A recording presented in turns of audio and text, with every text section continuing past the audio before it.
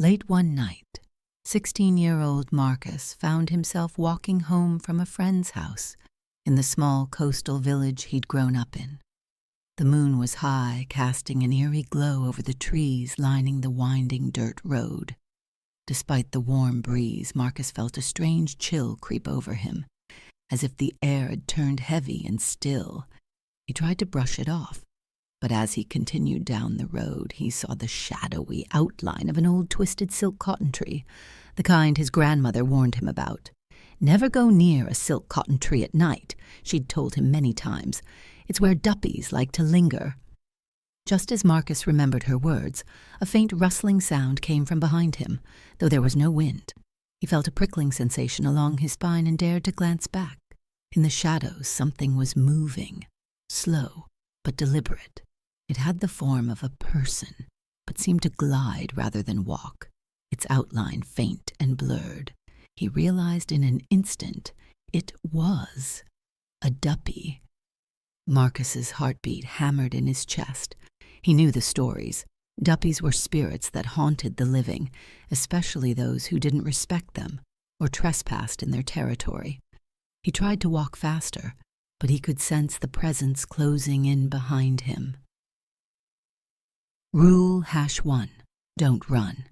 His grandmother's words echoed in his mind. Duppies like it when you panic. The more fear you show, the closer they come. Taking a deep breath, Marcus forced himself to keep a steady pace, resisting the urge to run. Rule #2, don't look back. Though every instinct screamed at him to look again, he remembered his grandmother's advice. If you look a Duppy in the eyes, it might steal your soul. Keeping his eyes forward, he whispered an old prayer under his breath, a protection charm his grandmother taught him. Rule #3, avoid the crossroads. As he neared a fork in the road, Marcus recalled that crossroads were places where spirits liked to gather. He chose the longer route, skirting the edge of the path to avoid brushing too close to the bushes, where spirits were known to hide. The Duppy's presence grew faint for a moment, but then he felt it again, as if it were floating right behind him. Rule #4, protect yourself with salt. The Duppy seemed to draw nearer, and Marcus remembered his last line of defense. He dug into his pocket, where he luckily had a small bag of salt his grandmother had given him for protection. With a trembling hand, he tossed a pinch of salt over his shoulder without turning.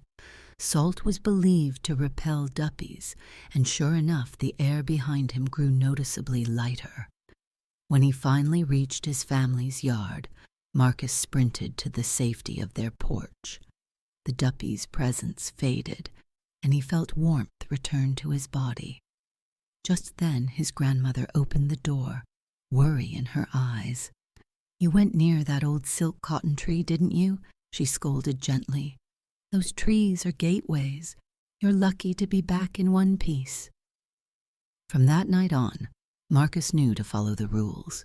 He carried salt whenever he was out late, never looked back if he felt something strange, and kept a respectful distance from places Duppies might roam.